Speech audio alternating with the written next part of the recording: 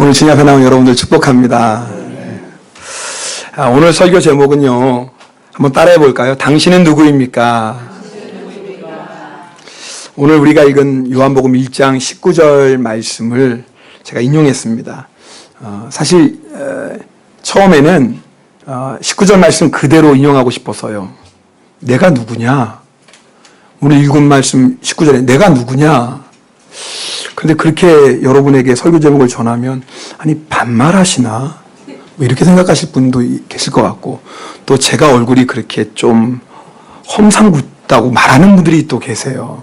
거기다 말까지 내가 누구냐 그러면 여기가 교회야 조직이야 뭐 이럴 분도 계실 것 같아서 부드럽게 당신은 누구입니까? 라고 했습니다. 여러분 누구십니까? 이름을 묻는 게 아니에요. 나라, 민족 묻는 것도 아니고요. 여러분이 하시는 일 묻는 것도 아닙니다. 우리 존재를 묻는 거예요. 당신은 누굽니까? 여러분, 내가 누구인지를 아는 것은 너무나 중요합니다. 왜냐하면 내가 누군지를 알아야지 인생의 목적을 알아요. 물론 내가 누군지 모르고 인생의 목적을 가지고 살 수 있어요. 예를 들어서 목적을 정하고 열심히 살고 노력하면 그 목적을 이룰 거예요. 꿈을 정하고 그 꿈을 향해서 한결같이 달려나가면 꿈을 이룰 날이 올 거예요. 그러나 중요한 게 있어요. 정말 그 목적이, 그 꿈이 나에게 복된 인생의 목적이 되고 정말 나에게 참된 행복과 만족을 가져다 줄 수 있는 꿈인가라는 거예요. 그 목적이 정말 나에게 영원한 생명을 줄 수 있는가 하는 겁니다. 예를 들어서 연예인 지망생들이 얼마나 많은지 몰라요. 요즘 젊은 애들은요, 하여튼 연예인 지망합니다. 우리 집에도 그런 아이가 하나 있을까 말까 합니다. 지금 자기가 춤을 잘 추지 않냐, 이 정도 춤이면 데뷔할 수 있지 않게 않냐, 이렇게 얘기를 해요. 기도해 주시기 바랍니다. 네. 정말 열심히 땀을 흘려 춤을 추고 노래하고 준비합니다. 그래서 최고의 스타가 됩니다. 인기를 얻습니다. 명예를 얻습니다. 그에 따르는 재물을 얻습니다. 근데 이상하죠? 정말 인생의 별것 아닌 문제로 한순간에 무너지고 심지어는 자살하는 경우를 보게 됩니다. 여러분 그런 뉴스 우리가 듣잖아요. 우리 이해가 안 돼요. 아니 그렇게 열심히 살고 노력하고 수고해서 최고의 자리에 오르고 자기 인생의 꿈을 이뤘는데 왜 자살해? 뭐가 아쉬워서? 왠 줄 아세요? 그게 내 인생의 꿈이고 목적이고 거기에 나의 참된 만족과 기쁨이 있는 줄 알고 그 꿈을 향해 달려가고 얻었는데 얻고 보니까 허무한 거예요. 내가 이것 때문에 내 젊음을 다 바쳤나? 내가 원했던 꿈이 정말 이거였나? 그 밀려오는 허무함을 감당할 수가 없다고 합니다. 그래서 마약에 손을 대기도 하고 타락하기도 하고 심지어는 별것 아닌 작은 문제에 자살하기도 합니다. 목적을 가지고 열심히 사는 게 중요한 게 아니라 어떤 목적을 가지고 있느냐가 중요합니다. 그런데 내 인생의 바른 목적은 어디에서 오는 줄 아세요? 내가 누구인지를 알아야 됩니다.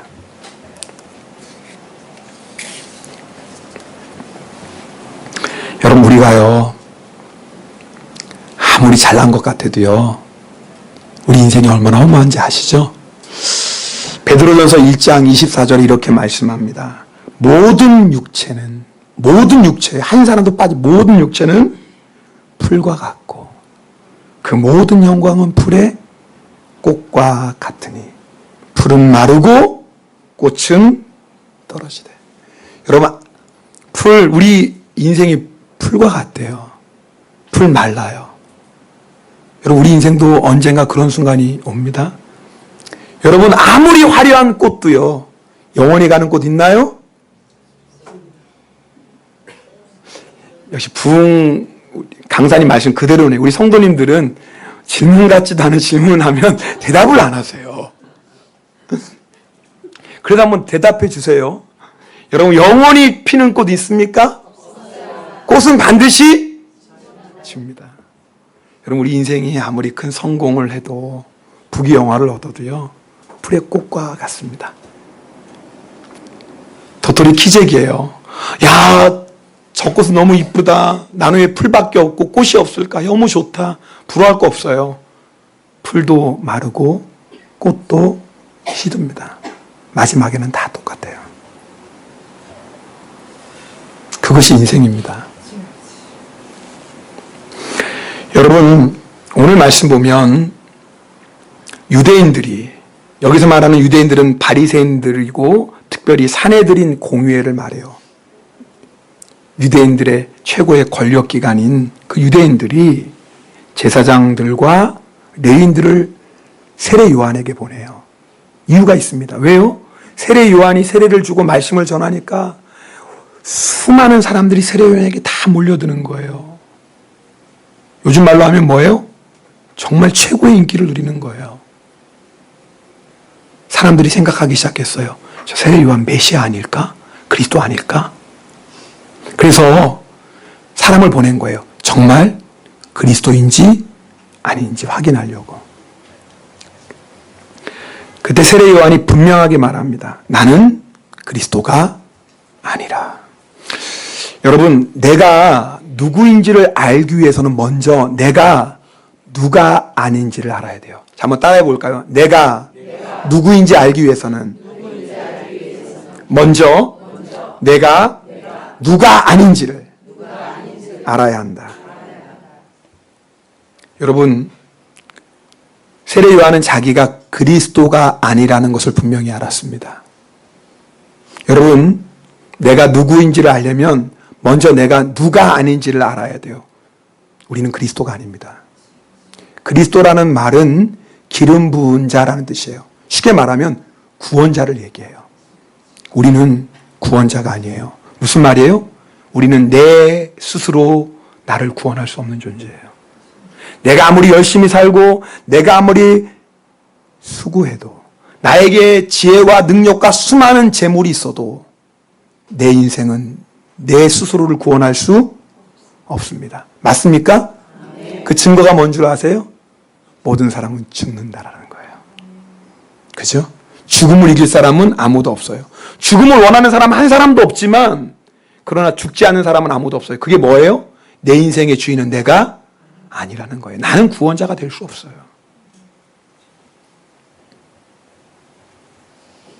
그런데 우리에게는요, 어떤 유혹이 있냐면 구원자가 되고 싶은 그런 유혹이 있어요. 다른 말로 하면 하나님처럼 되고 싶어요. 여러분, 마귀가 아담과 하와를 유혹할 때 어떻게 유혹했는 줄 아시죠? 너 이거 먹어봐. 이거 먹으면 어떻게 돼요? 하나님처럼 될 거야. 뭐 말이에요? 너 구원자 필요 없어. 네가 구원자가 되면 되잖아. 너 하나님 필요 없어. 네가 하나님 되면 되잖아. 여러분, 우리는요, 우리가 가지고 있는 것, 우리가 누리고 있는 것에 속아서 마치 내 인생은 내가 주인인 것처럼 내가 가지고 있는 지혜와 능력과 재물로 나 스스로를 구원할 수 있을 것처럼 살아갑니다. 성경에 그런 사람이 나와요. 바벨론의 느부갓네살 왕이에요. 여러분, 아마 학교에 공부하셨을 때 바벨론 제국 들어보셨을 거예요. 세상을 제패했던 제국입니다. 한 나라가 아니에요. 워낙 큰 나라니까 제국 그렇게 얘기해요. 그 바벨론의 느부갓네살 왕이 있었어요. 하루는 옥상을 거니는데 자기가 이룬 그 바벨론 왕국을 보면서 이런 말을 합니다. 이 큰 바벨론은 내가 능력과 권세로 건설하여 나의 도성으로 삼고 이것으로 내 위엄의 영광을 나타낸 것이 아니냐. 이거 누가 세웠다라는 거예요? 내가. 누가요? 내가. 이 대단한 나라를 누가 세웠어요?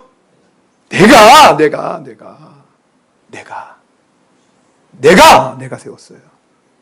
이 바벨론에서는 누가 하나님이에요?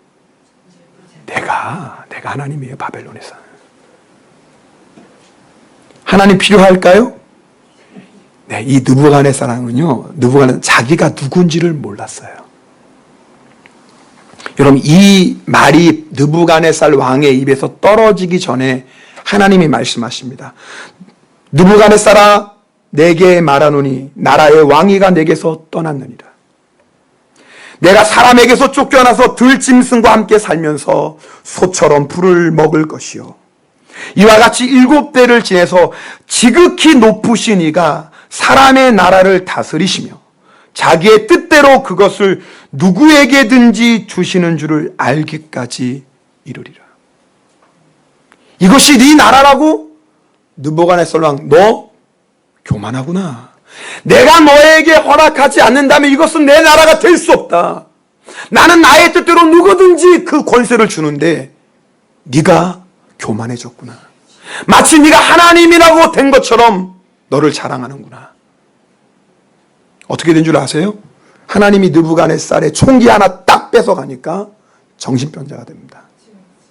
소처럼 풀을 뜯어 먹습니다. 쫓겨났죠, 당연히. 미쳤으니까. 그때 느부갓네살이 깨닫습니다. 아, 내 나라가 아니구나. 누구의 나라예요? 하나님의 나라구나. 단지 하나님이 그 나라를 나에게 맡겨주셨을 뿐이에요. 내가 하나님이 아니에요. 하나님은 살아계신 분이에요. 나는 한갓 인간에 지나지 않아요. 하나님이 한번 손을 드시면 한순간에 무너져 버리는 연약한 인간. 마치 이렇게 떨어뜨리면 다 깨지고 마는 질그릇 같은 인생이라는 걸 느부갓네살 왕이 깨닫습니다. 하나님이 드디어 자기가 누구인지를 비로소 깨달은 느부갓네살 왕에게 다시 총명을 주십니다. 그때 느부갓네살이 뭐라고 고백하는 줄 아세요? 이 말씀은 길지만 함께 읽어보겠습니다. 같이 읽습니다. 그 기한이 참에 나 느부갓네살이 하늘을 우러러 보았더니 내 총명이 다시 내게로 돌아온지라. 이에 내가 지극히 높으신 이에게 감사하며 영생하시는 이를 찬양하고 경배하였나니 그 권세는 영원한 권세요 그 나라는 대대에 이르리로다. 땅의 모든 사람들을 없는 것 같이 여기시며 하늘의 군대에게든지 땅의 사람에게든지 그는 자기 뜻대로 행하시나니 그의 손을 금하든지 혹시 이르기를 내가 무엇을 하느냐고 할 자가 아무도 없도다. 그러므로 지금 나 느부갓네살은 하늘의 왕을 찬양하며 칭송하며 경배하노니 그의 일이 다 진실하고 그의 행하심이 의로우시며 교만하게 행하는 자를 그가 능히 낮추시며. 여러분, 너무나 멋진 고백 아니? 이 고백을 지금 누가 한 거예요? 느부갓네살 왕이 한 거예요. 비로소 깨달은 거예요. 아, 나는 한낱 인간에 지나지 않구나. 이 바벨론의 나라가 내 나라라고 생각했는데 그게 아니구나. 누구의 나라예요? 하나님의 나라구나. 하나님이 손을 드시면 한순간에 무너지는구나. 깨달은 겁니다. 여러분, 내가 누구인지를 알기 위해서는 내가 한낱 인간에 지나지 않는다는 것을 알아야 됩니다. 우리는 구원자가 아닙니다. 내 힘, 내 능력, 내 재주로 살 수 없습니다. 여러분 가운데 혹시 무슨 말씀이에요, 목사님? 내가 열심히 살고 내가 수고하고 그러면 나도 내 힘으로 충분히 잘 살 수 있어요. 그 사람은요, 아직 자기가 누구인지를 몰라요. 하나님이 한번 손을 드시면, 하나님 한번 치시면 우리는 깨닫습니다. 느부갓네살 왕처럼, 주님, 나는 아무것도 아니네요. 나는 너무 교만했네요. 이것은 내 나라가 아니라 하나님이 나에게 허락하신 나라네요. 주님, 나의 교만함을 용서하시옵소서. 그렇게 고백할 수밖에 없어요. 그래서 내가 누구인지를 알려면 먼저 내가 누가 아닌지를 알아야 돼요. 따라합시다. 나는 그리스도가 아니라, 나는 구원자가 아니라, 이것을 알아야 돼요. 하나님은요, 자신이 하나님인 줄 아는 교만한 느부갓네살 왕을 낮추시기 위해, 그리고 자신이 하나님이 아님을 고백하고 진짜 살아계신 하나님을 경배하고 그분을 찬양하도록 고난을 허락하셨습니다. 하나님은 지금도요 자신이 하나님인 줄 아는 사람.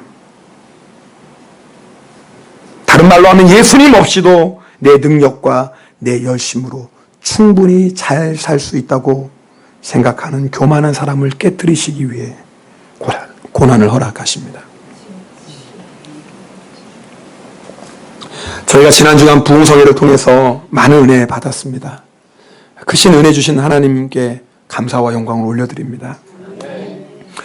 또 부흥성회에 오셔서 정말 귀한 말씀 전해주시고 성도 한 분 한 분에서 간절히 기도해 주신 박 목사님이 너무 감사해서 좀 제가 섬기고 싶었어요. 마침 목사님 일본에 처음 오셔서 잘됐다 목사님 그럼 하루 가두는 거 연기하세요. 그래서 부흥회 끝나고 목요일 날 제가 동경을 한번 보여드리고 일본 처음 오셨으니까 치바 보고 일본이 이렇게 생긴 줄 아실 거 아니에요. 동경 가면 더 화려한데. 그래서 동경 보고 또 치바 가까운 치바에서 또 온천하면서 교제했습니다. 그런데 제가 박 목사님과 교제하면서 많은 은혜를 받았어요. 특별히 이게 대화하는 가운데 박 목사님이 자기 목회 또 자기가 받은 은혜를 이렇게 간증하시는데 그런 말씀을 하시더라고요. 자신의 목회와 사역을 돌아보면서 자기가 깨달은 것이 우리는 근본적으로 교만해서 좀처럼 깨어지지 않는다는 거예요. 그래서 하나님께서는 우리의 교만을 깨뜨리시고 우리를 낮추시기 위해서 고난을 허락하신다는데 여자에게는 주로 남편이나 자녀의 문제를 하나님이 통해서 낮추신다고 합니다. 여자분들은요 남편에게 문제가 생기고 자녀에게 문제가 생기면요 깨어지거든요. 그리고 남자에게는 뭘로요? 직장이나 사업의 문제로. 예를 들어서요 이런 말씀 하시더라고요. 남편이 나를 힘들게 한다면 문제는 남편에게 있는 것이 아니라 좀처럼 깨어지지 않고 낮아지지 않는 나를 깨트리시기 위해서 하나님이 남편을 통해서 역사하고 계신다라는 거예요. 자녀에게 어려움이 와요. 왜 올까? 좀처럼 깨어지지 않고 하나님 앞에 낮아지지 않는 나를 깨트리기 위해서 사실은 자녀가 수고하고 있는 것입니다.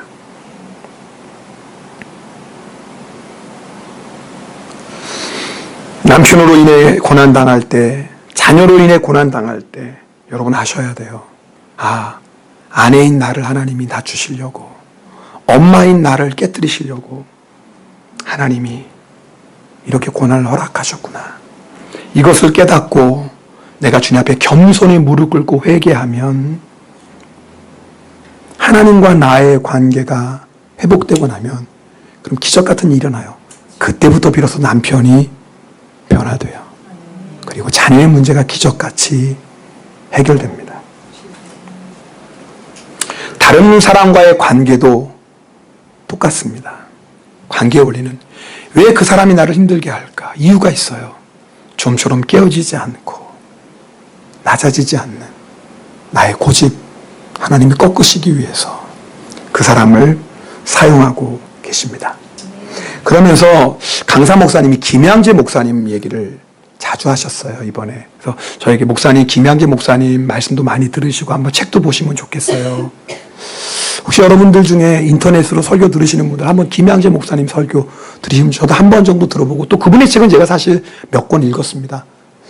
왜냐하면 깨어진 가정들이 그분을 통해서 많이 회복되는 것을 보기 때문입니다. 참 귀한 목사님입니다. 근데 이분이 처음부터 그랬던 분은 아니에요. 이분이 사실은 교만해서 하나님께서 이분의 교만을 깨트리시기 위해서 자기 남편을 사용하셨다고 고백합니다. 이분이 김한기 목사님, 저는 직접 보지는 못했어요. 근데 보니까 지금도 연세가 60이 넘으신 것 같은데 지금도 고우세요. 젊었을 때 얼마나 고왔을까 몰라요. 키도 참 크시고 늘씬해요. 서울 음대 피아노학과 나왔어요. 무슨 말씀인지 아시죠? 콧대가 얼마나 높겠어요. 남편은 산부인과 의사입니다. 한국의 최고의 대학 졸업한. 그러니 뭐 아쉬울 게 없죠. 근데 하나님께서 이분을 깨뜨리기 시작하시는 거예요. 누구를 통해서? 남편을 통해서. 그걸 깨달은 거예요. 그리고 자신이 온전히 깨어지고 나니까 하나님께서 드디어 남편을 구원하셨어요. 이 남편이요, 장로 아들인데도 교회 가는 걸 핍박했거든요. 장로 아들인데 교회 못 가게 하고, 심지어 성경책을 찍기도 하고, 장로 아들인데도요. 그렇게 핍박했어요.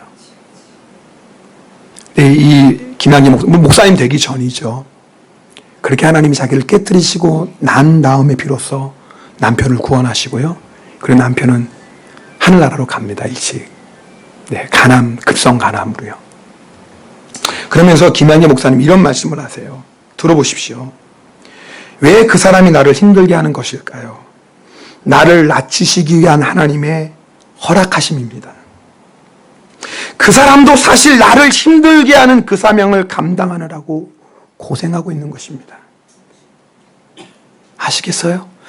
좀처럼 깨어지지 않고 좀처럼 낮아지지 않는 나를 깨뜨리시고 나를 낮추시기 위해 하나님이 그 사람을 통해서 나를 다듬어 가시고, 그 사람도 나를 다듬는 하나님의 도구로 쓰임받기 위해서 고생하고 있는 거예요. 우리 옆에 분하고 인사하겠습니다. 저 때문에 고생 많습니다.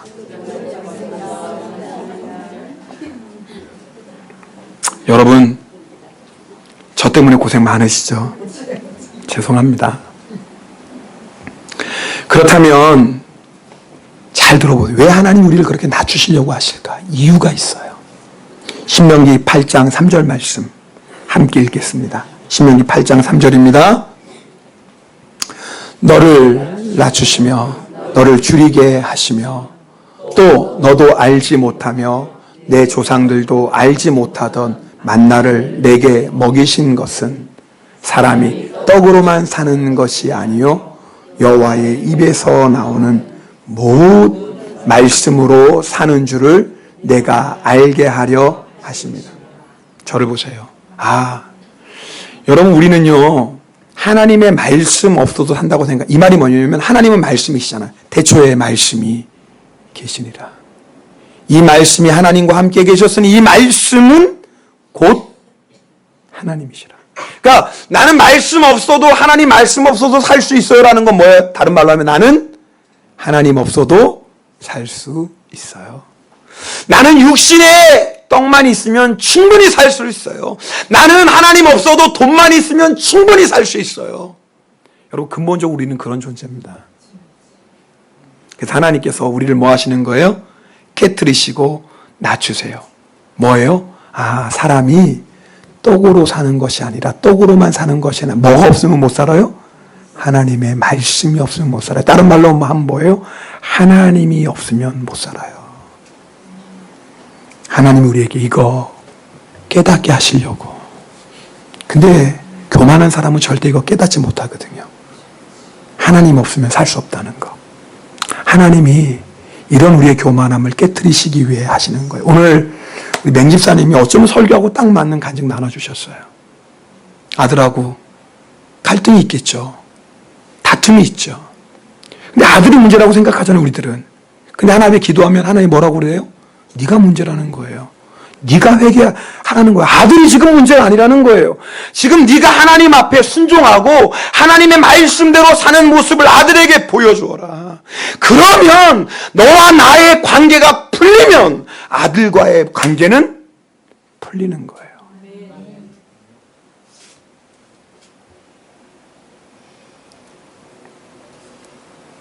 자, 그러면 우리는 누굴까요? 오늘 본문 말씀에 분명하게 말씀해 줍니다. 27절 말씀 함께 읽겠습니다. 27절입니다. 같이 읽습니다. 곧 내 뒤에 오시는 그이라. 나는 그의 신발끈을 풀기도 감당하지 못하겠노라. 지금 이 세례 요한이 내가 누군지를 얘기하는 거예요. 여러분, 신발끈을 푼다는 것은 그 당시에는요, 주인이 집에서 돌아오면 누가 신발끈을 끊어요? 주인 자기가 풀지 않습니다. 아들이라도 자기 아버지의 신발끈 풀지 않습니다. 종이 합니다. 집안에 종이 10명 있다. 그럼 10명 중에 누가 신발끈을 품까요? 제일 높은 종? 아니요. 종들도 서열이 있습니다. 제일 낮은 종이 신발끈을 풉니다. 주인의 신발끈을 푸는 건요, 가장 낮고 천한 종이 했던 일입니다. 내가 아무리 존경하는 선생이라도요, 절대 제자가 선생의 신발끈만큼은 풀지 않았다고 합니다. 이것은 가장 천한 일이기 때문에 노예만 하는 일이기 때문에. 지금 사도 요한, 죄송합니다. 세례 요한이 뭐라고 고백하는 거예요? 나는 예수님의 신발끈도 풀 수 없어. 이게 뭐예요? 나는 종 중에 종이라는 거예요. 세례 요한만 이런 고백했을까요? 로마서 1장 1절에 보면 바울 사도가 로마 교회에 편지하면서 제일 먼저 나왔던 말이 뭔 줄 아세요? 읽어보겠습니다. 시작. 예수 그리스도의 종 바울은데. 뭐라고요? 예수 그리스도의 종 바울은. 베드로가 베드로후서에서 편지를 보냈는데 제일 먼저 했던 말이 뭔 줄 아세요? 이렇게 고백합니다. 똑같아요. 예수 그리스도의 종이며 사도인 시몬 베드로는. 내가 누구라는 거예요? 종이라는 거예요. 여러분, 우리 성경에 보면 야고보서가 있어요. 이 야고보서는 예수님의 제자 야고보가 기록한 것이 아니라 예수님의 동생 야고보가 기록했어요. 유다서도 마찬가지예요. 여러분, 예수님의 어머니는 누구예요? 마리아입니다. 아버지는요? 요셉 아닙니다. 요셉 그럼 틀려요. 네, 하나님입니다. 예수님은 마리아의 모태에서 태어났어요. 어머니가 마리아예요. 근데 아버지는 요셉이 아니에요. 잘 아시죠? 예수님은 누구로 잉태하셨어요? 성령으로 잉태하셨어요. 예수님의 아버지는 누구예요? 하나님입니다.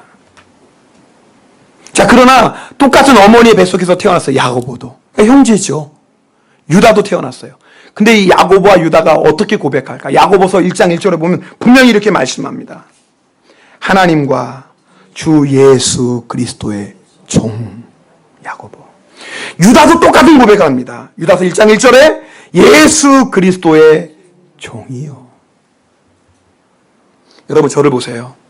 이것이 세례 요한, 바울, 베드로, 야고보, 유다만의 고백일까요?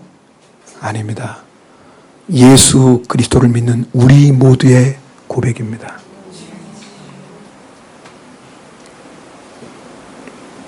여러분, 어떤 사람은 목사나 선교사로 부름을 받고 어떤 사람은 장로로, 집사로, 때로는 정말 예수 믿지 얼마 안 된 분이 계실지도 몰라요. 그러나 당신은 누구입니까? 라는 질문의 대답은 하나밖에 없어요. 나는 예수 그리스도의 종입니다. 성도들마다 하는 일이 달라요. 회사의 사장도 계시고 회사원도 계실 것입니다. 정치인도 있고 공무원도 있고 연예인도 있고 가게를 운영하는 분도 있고 가정주부도 있어요. 하는 일은 달라요. 살아가는 모양은 달라요. 그러나 당신은 누구입니까? 라는 질문에 대한 대답은 딱 하나밖에 없어요. 뭐예요? 나는 예수 그리스도의 종입니다. 세계 인구의 3분의 1이 기독교인입니다. 일본은 기독교인들이 적지만 일본 분들 세계 3분의 1이 기독교인인데요. 나라가 다르고 민족이 다르고 살아가는 형편과 상황, 문화 다 달라요. 그러나 예수님을 믿는 사람이라면 당신은 누구입니까? 라는 질문의 대답은 딱 하나밖에 없어요. 나는 예수 그리스도의 종입니다. 예수 그리스도의 종은 예수님의 말씀에 순종합니다. 여러분 잘 들어보세요. 내가요, 예수님의 종인지 아닌지를 분별하는 딱 한 가지 너무나 쉽고 분명한 방법이 있어요. 예수님의 말씀에 순종하면 예수님의 종이고 순종하지 않으면 예수님의 종이 아니에요. 여러분 이런 종 보셨어요? 주인이 아무개야, 마당새야, 너 오늘 저 고추밭에 가서 일해라. 마당새가 주인님, 제가 오늘은 좀 컨디션이 안 좋고 기분이 울적해서 오늘 좀 쉬고 싶습니다. 그러니까 마당새 저 대신에 돌새를 보내시죠. 이런 종 있어요, 없어요? 아니, 좀 질문 같지 않아도 대답해 주시면 좋잖아요. 이런 종이 있어요, 없어요? 없어요. 그죠? 종이라면 어떤 말 하는 거예요? 네, 주인님. 따라합시다. 네, 주인님. 자, 그런데 우리는 이상할 때가 있어요. 예수님이 말씀하세요. 예수님을 주님이라고 고백해요. 근데 예수님이 말씀하시면 우리는 예수님, 잠깐만요. 제가요, 지금 그럴 상황이 아니거든요. 그 예수님, 제가 지금 그럴 마음도 아니에요. 그러니까 예수님, 지금은 좀 기다려 주시고요. 나중에 얘기하죠. 제가 시간 날 때. 지금 너무 바쁘니까. 여러분, 이게 종의 모습일까요? 우리는 예수님을 주님이라고 얼마나 부릅니까? 주님이라고 부르는 것 자체가 나는 예수님의 종이라는 거 아니겠습니까? 그런데 마치 예수님을 대하는 모습을 보면 내가 주인 같고 어쩌면 예수님은 하인 같을지도 몰라요. 내가 원할 때만 예수님을 찾아요. 필요 없을 땐 예수님 말씀에도 기다리라고 그래요. 지금 예수님 말씀 들을 기분 아니니까.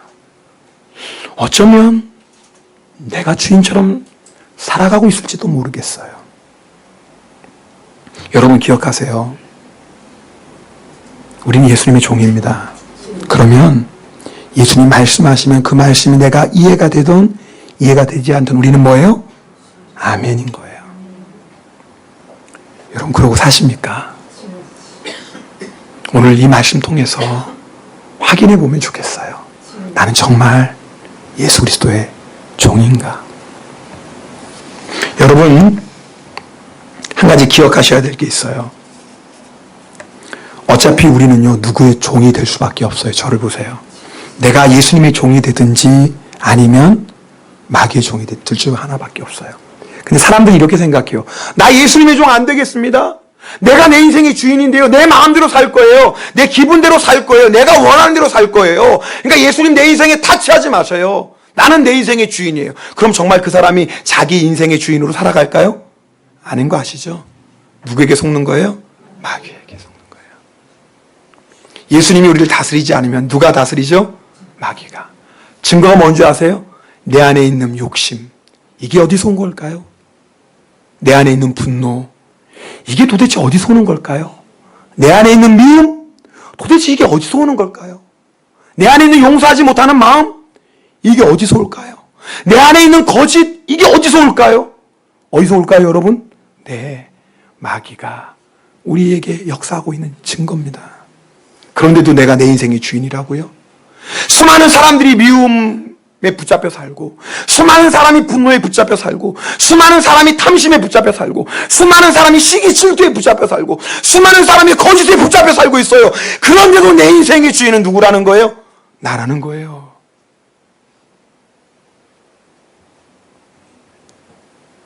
우리가 의의 종이 되지 않으면 죄의 종이 되고 맙니다.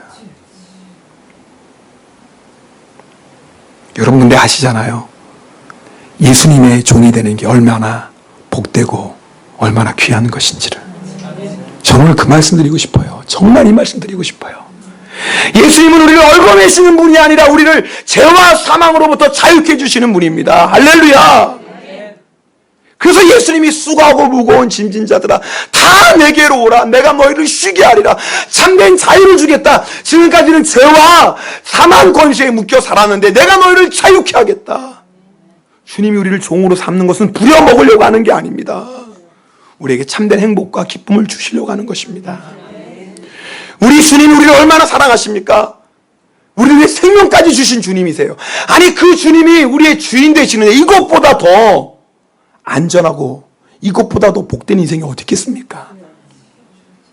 주님이 책임져 주시는데, 주님이 지켜주시는데, 주님이 우리의 모든 필요한 것을 채워주시는데 우리는 하나만 잘하면 돼요. 네, 나는 예수 그리스도의 종입니다. 네, 나는 주님의 뜻에 순종하겠습니다. 우리 이거 하나만 하면 돼요. 그럼 주님이 우리 인생을 지켜주시고 채워주시고 때를 따라 철을 따라 먹여주시고 그것뿐인가요? 우리를 영원한 하늘나라 생명의 나라로 인도해 주십니다. 이런 주인이 어디 있어요? 이런 주인이. 어느 육신의 부모가 자기 자녀를 이렇게 사랑할 수 있어요? 어느 육신의 부모가 이렇게 자기 자녀의 인생을 책임져 줄 수 있어요? 불가능하잖아요. 근데 우리 주님은 그러실 수 있어요. 이 주님이 나의 주인이 되시는데 이것처럼 기쁘고 행복하고 복된 인생이 어디 있겠습니까?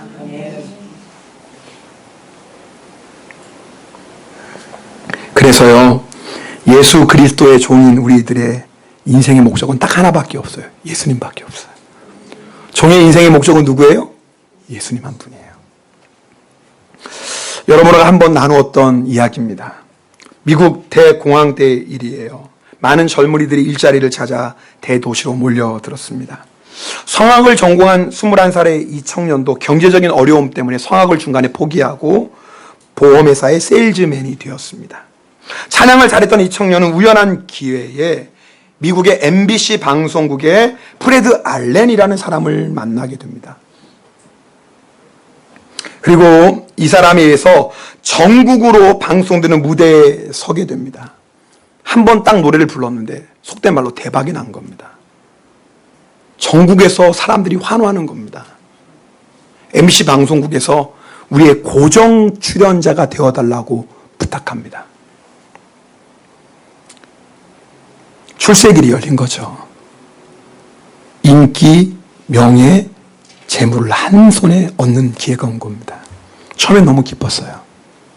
그런데 집으로 돌아오면서 고민이 되기 시작해요. 어머니 때문이었어요. 어머니는 10년 동안이나 아들이 하나님의 일을 하는 사람이 되기를 기도하고 있었습니다. 그런 자신이 무대에 서서 세상 노래를 부르는 것이 어머니의 기도와 반대되는 것이라는 생각이 들었어요. 돈과 명예가 인기가 보장된 것이었지만 하나님을 찬양하는 자가 아니라 세상을 노래하는 자가 되는 것 때문에 마음이 무거웠어요. 그래서 어머니께 상의를 합니다. 그때 여러분이 어머니라면 뭐라고 말씀해 주시겠어요? 아들아, 지금같이 어려운 시절에 MBC 방송국에 고정 출연자가 되는 기적 같은 일이 일어났다. 하나님이 우리 가정을 사랑하셔서 이런 복을 주셨구나. 세상 노래를 부르는 것도 하나의 직업 아니겠니? 괜찮다. 그리고 시간이 있을 때마다 교회에 가서 찬양하면 되잖아. 유명해지면 오히려 더 많은 사람에게 복음 전할 수 있으니까 이보다 더 좋은 일이 어디 있겠니? 이렇게 말할 수도 있잖아요. 아들의 이야기를 들은 어머니가 아들에게 한 편의 시가 적힌 종이를 건네줍니다. 나사렛 감리교회 목사 부인인 리 밀러 여사가 1922년에 지은 시였어요. 어머니는 10년 동안의 이 시를 애송해 왔습니다. 제가 그 시의 일부를 읽어 드릴게요. 주 예수보다 더 귀한 것은 없네. 이 세상 부귀와 바꿀 수 없네. 영 죽은 내 대신 돌아가신 그 놀라운 사랑 잊지 못해. 세상 즐거움 다 버리고 세상 자랑 다 버렸네. 주 예수보다 더 귀한 것은 없네. 예수 밖에는 없네. 어머니가 적어준 시를 읽으면서 아들은 성령의 충만함을 받습니다. 그리고 피아노 앞에서 이 시로 곡을 만들어서 불렀습니다. 그래서 우리가 지금도 은혜 받는 찬송, 주 예수보다 귀한 것은 없네 찬송이 만들어졌어요. 아들은 방송국에 가서 정중하게 거절합니다. 그리고 찬양 가수가 되어 수많은 사람들에게 복음을 전하는 자가 되었습니다. 이 사람이 조지 베버리 쉐어입니다. 쉐어는 빌리그레암 전도 집회 때마다 이 찬송을 불렀는데요. 이 찬송을 부를 때마다 마약과 폭력과 온갖 범죄에 붙잡혀 사는 사람들이 통곡하며 회개하며 돌아오는 역사가 일어나기 시작합니다. 1983년 네덜란드 암스테르담에서 빌리그레암 전도 집회가 열렸다고 합니다. 세계 각국에 있는 5천여 명의 전도자들이 그 집회에 참석했습니다. 마지막 날 저녁에 쉐어가 그 앞에서 찬양합니다. 주 예수보다 더 귀한 것은 없네. 찬송이 끝나자 그 자리에 있던 5천 명의 사람들이 일어나서 박수를 치는 겁니다. 너무나 은혜로운 찬송이에요. 박수 갈채가 끝나자 쉐어가 말했습니다. 그의 말을 들은 모든 청중은 숙연해지고 말았어요. 여러분 감사합니다. 그러나 여러분이 주신 이 박수도, 이 환영도, 이 갈채도 우리 주 예수님과는 바꿀 수 없습니다. 네, 이게 종입니다. 어떤 박수, 어떤 환영, 어떤 갈채도 예수님과 바꿀 수 없는 사람, 예수님이 종입니다. 세상 부귀와 명예와 행복도 바꿀 수 없는 사람, 예수님이 종입니다. 왜요? 예수님이 너무 좋으니까. 세상 즐거움, 세상 자랑 다 버린 사람, 예수님이 종입니다. 왜요? 예수님보다 더 귀한 것이 없어요. 이제는 내 인생에 예수님밖에 없어요. 이제는 내가 의지하고 사랑하고 내가 따라갈 분은 예수님 한 분밖에 없어요. 나를 위해 생명 버리신 그 예수님. 이제는 내가 그 예수님을 사랑하겠습니다. 나 하나 위해서 하늘 보좌 버리신 주님, 나도 그 예수님을 위해 세상 명예와 행복과 부귀 다 내어버리고 주님 따라가겠습니다. 이게 예수님의 종입니다. 여러분 아세요? 우리는 예수님의 종입니다. 오늘 이 시간, 네 주님, 나는 예수님의 종입니다. 이제는 정말 예수님의 종으로 살기 원합니다. 여러분을 결단하지 않겠어요? 혹시 여러분 가운데 내가 예수님을 주님의 주님이라고 고백하면서도 혹시 여러분 안에 아직도 세상 명예와 행복과 세상 즐거움, 세상 성공에 대한 미련 남아있다면 오늘 그것 주님 앞에 다 내려놓지 않겠습니까? 그리고 우리도 고백하고 싶습니다. 나는 예수님밖에 없습니다. 나는 주님밖에 없습니다. 나는 주님 한 분이면 충분합니다. 오늘 이 믿음의 고백을 우리 주님 앞에 올려드리며 기도하겠습니다. 오 할렐루야 주님.